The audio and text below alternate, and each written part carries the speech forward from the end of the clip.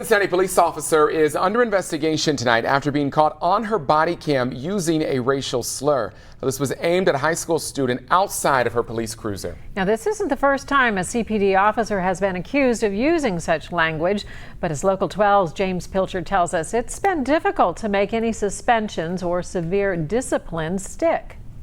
In early April, Cincinnati police officer Rose Valentino was recorded using the N-word, referring to high school students walking by her car. Oh, I hate them so much.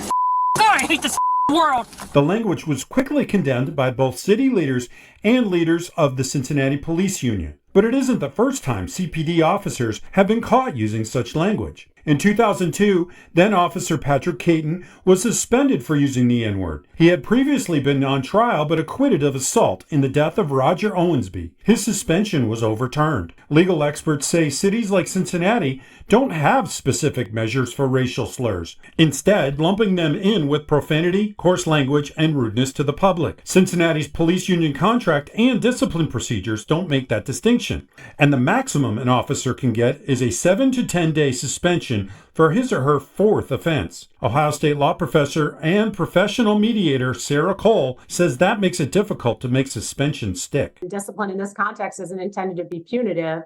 It's intended to be educational.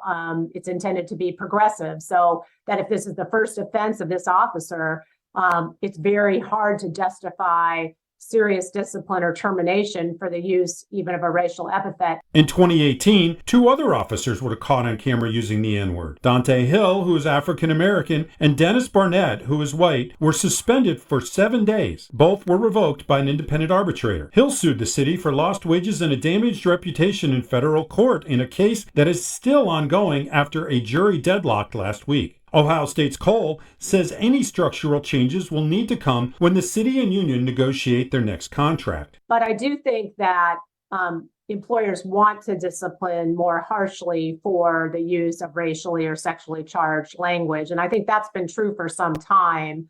James Pilcher, Local 12 News. Officer Valentino will continue to get paid while under investigation, but her police powers have been removed, including her badge and her gun.